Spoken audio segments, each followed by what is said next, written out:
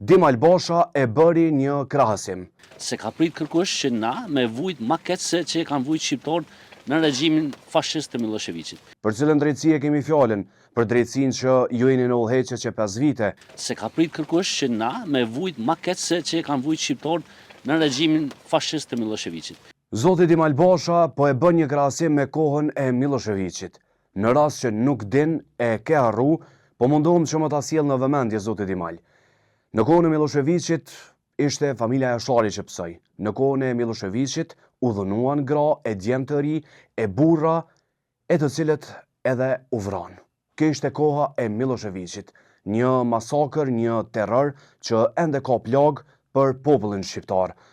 E pikërisht në ditën e homazheve për Astrid Deharin, Dim Albasha e bëri një krahasim.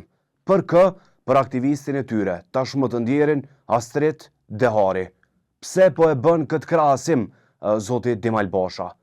Drejtësia ka dështuar, për cilën drejtësi e kemi fjalën, për drejtësinë që ju jeni në udhëheqje që 5 vite, për drejtësinë që mbasi po harroni që Albulena Haxhiu pikërisht nga partia Lëvizja Vetëvendosje ishte në krye të Ministrisë të Drejtësisë, ministre e drejtësisë. Ku ishit ju me këto fjalë kur u djeg instituti i provave? Apo mbasi është koha zgjedhjeve dhe ironia e fatit është që me këtë datë pikërisht të bën homazhe për aktivistin Astrid Dehari.